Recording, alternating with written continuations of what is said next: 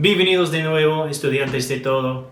Last week we talked about budgeting, and specifically budgeting for getting out of credit card debt. We didn't use Notion at all. We looked at Excel and built a thing inside Excel, a very simple spreadsheet that enabled us to start forecasting forward what our expected income and expenses are so we can get an idea of what our savings rate is or our cash flow was going to be.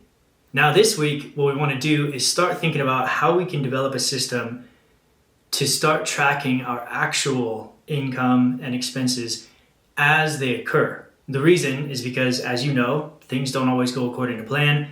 We have unexpected expenses, some shiny new thing comes up that we want to spend money on.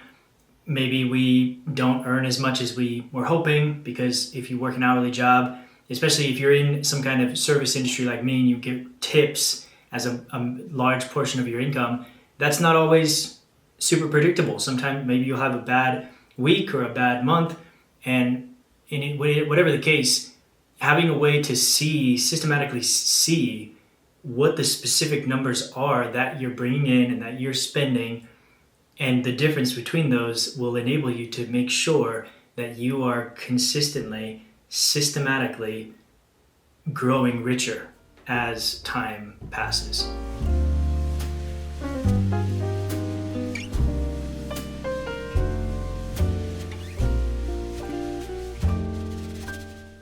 So here's a little preview of what we're going to be building. This chart is what I like to call river flows. As you use it and you start getting used to using Notion and using your inbox, it's gonna develop into something a lot more mature and useful to you over time. But right now we're just going to start with kind of a rudimentary version today, just to kind of get you the foundations. And here, let me explain just briefly what it is. In blue, you see in every month what you brought in that month. So it's income. And then your yellow is, as you might expect, it's the exact opposite. It's how much you spent in that month. So the difference between them is how much you net brought in or how much you net spent. The difference should be ideally positive. Now, in order to make it work, we have to connect that chart that I just showed you to a transactions database. A transactions database is essentially a place where you're going to capture all of the movement of all of your money in all of the places that it moves. So your bank accounts, your credit cards, your cash, all of those things are going to be showing up here so that you can see, once it's connected to your chart, what the activity was. If you're brand new to Notion, if you're a recent college graduate that has little to no money to spend, not to worry. Everything that we build in this video is going to be completely free. You can have a free Notion account. You can make this level of functionality inside Notion for free. Later, once you're ready to upgrade, there are a lot more things that you can do. You can take it a lot further, but for sake of this video, we're just going to start with the basics and go as far as we can for free.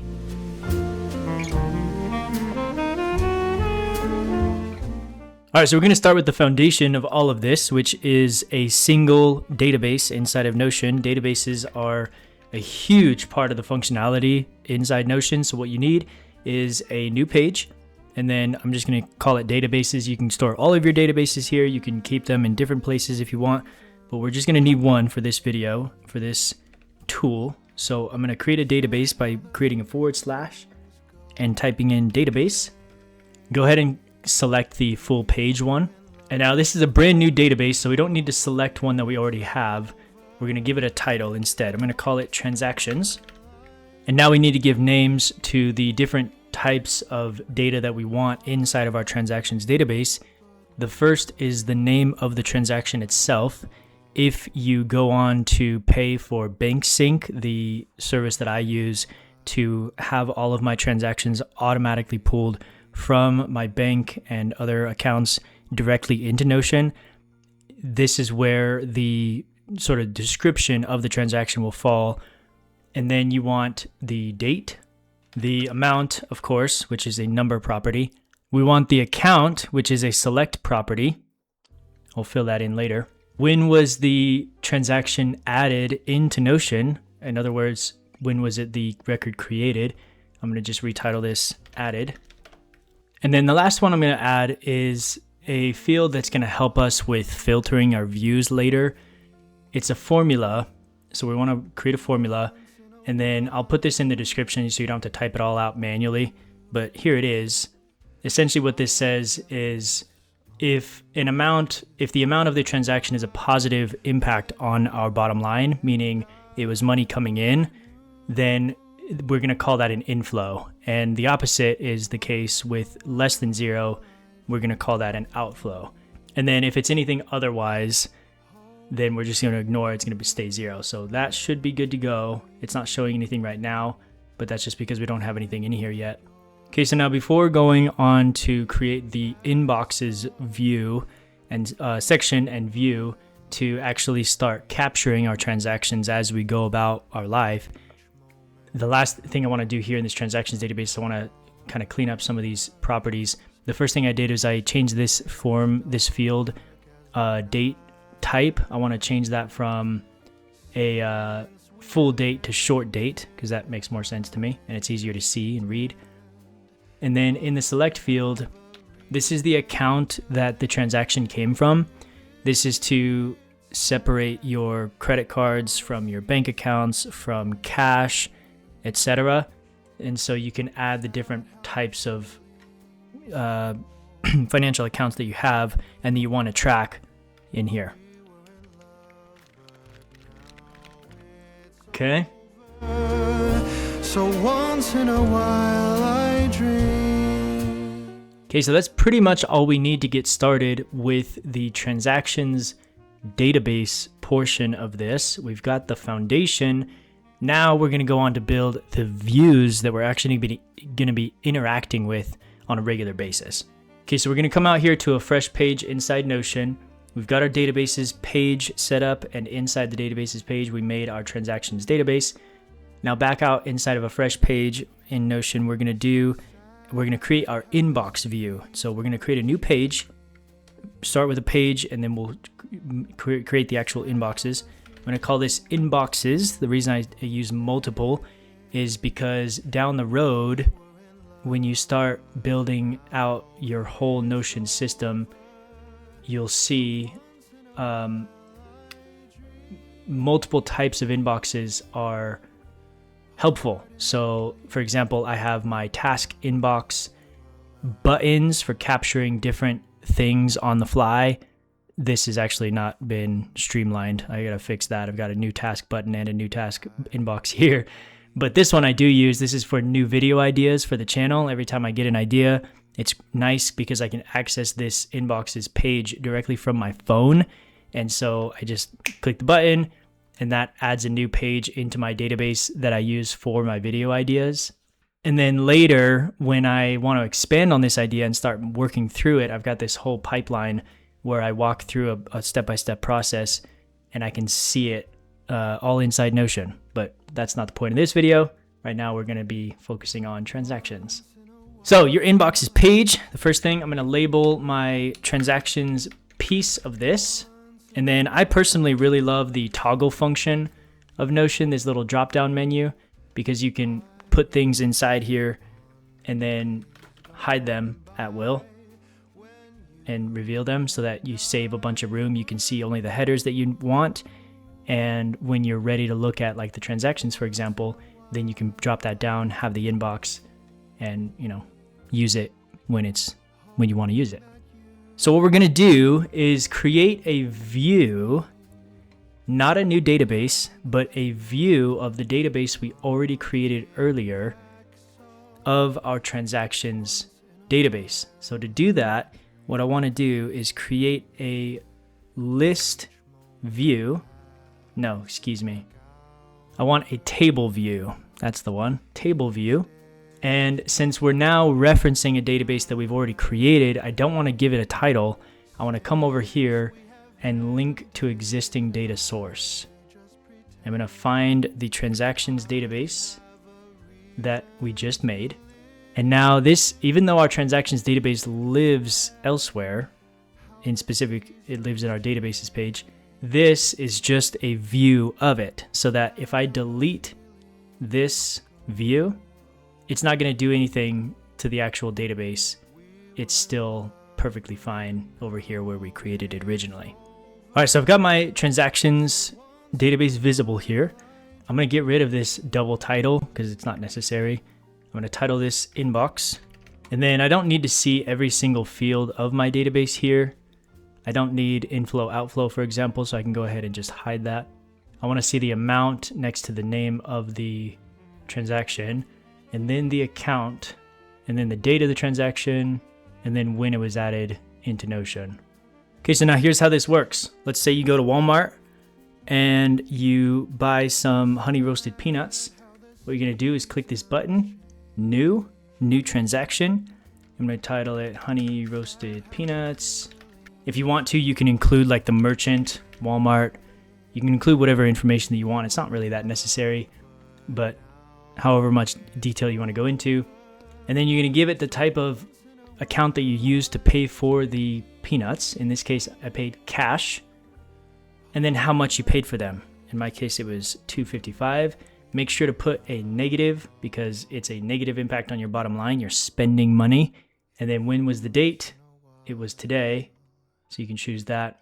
Now you might be thinking at this point, whoa, am I going to have to do this every single time I spend money? That sounds really tedious. And it is. The benefit is that in this way, you don't have to pay anything for anyone. You don't have to pay me. You don't have to pay Notion. And you don't have to pay BankSync, the service that I use to have most of my transactions automatically pooled. If you do want to make some of those upgrades later, you're free to do that. But this is the completely free version of this where, yes, you do unfortunately have to manually input every single transaction. However, there are some ways that we can streamline this to make it a little bit faster and easier for you. The most powerful one being templates, which I'm going to show you right now. So in this transaction, we added this, we saw that we had to input the date manually and also the account and everything. Really, we had to put all of this in manually. If you want to avoid that, what you can do is create a template for the type. In order to create a template, you can come down to this drop-down menu and press new template. I'm going to call this cash because if you do choose to upgrade to BankSync and have all of your non-cash transactions automatically pooled, the only type of transaction that you'll have to manually input at that point is cash. And I do use cash pretty often, and so it's nice to have a template that specifies for me some of the things that are always true of cash transactions. Like, for example, that the account type, of course, is going to be cash, and the date is going to be today, because whenever I click the button, that's the day that it presumably the transaction was made. And so at that point, the only thing that's necessary for me to type in is the amount. So let's test this out. I've got the template already made. What I want to do is make it the default, because that means that every time I add a new transaction into my transactions database, no matter where from, it's going to assume that it's cash. And I can always change that. If I want it to not be cash, I can always change it. But I'm assuming that most of the time it's going to be cash. So let's say that this time I went to Panda Express and I spent $8.90. Now negative 8.9 is the only thing I have to type in, and all the rest of this is already filled in for me. I see that I still need to do some formatting for my numbers. I want this number type to be US dollar, of course. And then the date, the short date is not the one that I actually wanted apparently. I want month, day, year. There we go. And then this one, same thing. I want to see the full date, I guess, because I want to see the time that it was added as well. I find that very helpful. Okay, let's do one more transaction in here. I'm going to do a paycheck.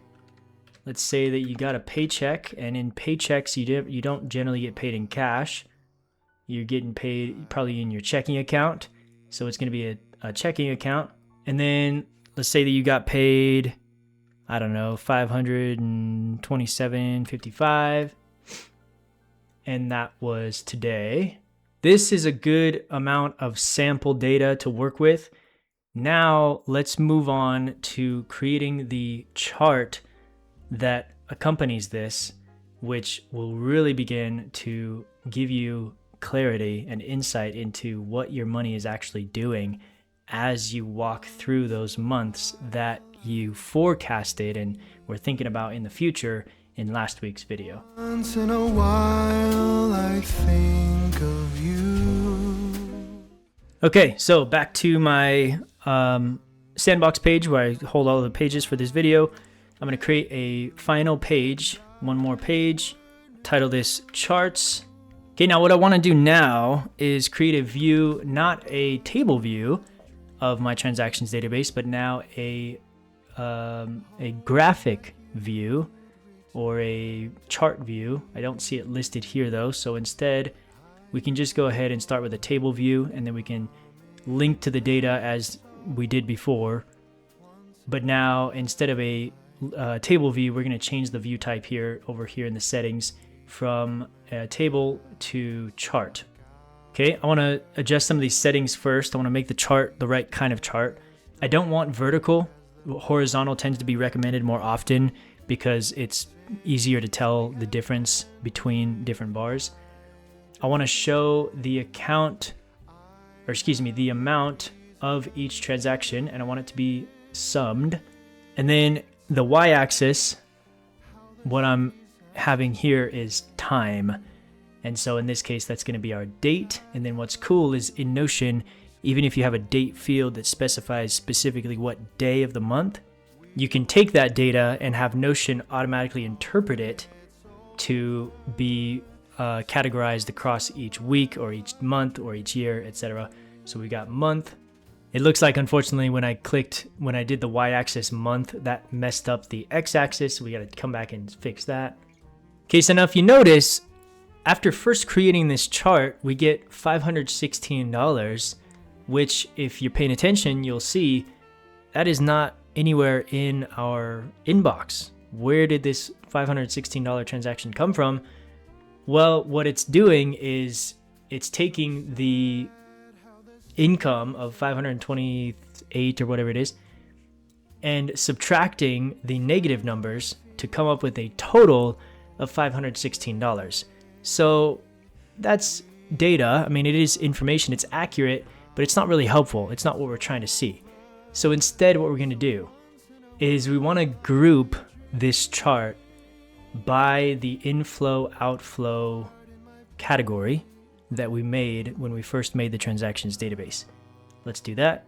And now what we see is every time you spend money in a given month, it's going to make this yellow bar a little larger. And every time you earn money, the opposite is going to happen. It's going to make this blue bar a little larger. So that what you end up with is a nice looking river flows chart, is what I like to call it, river flows, because that's how I think of my money, of money going out and money coming in. I can go ahead and clean up some of this formatting. I'm going to get rid of the title this River Flows, and we're done. Hoping that you'd return to me, but I know that you're not coming back, so once in a while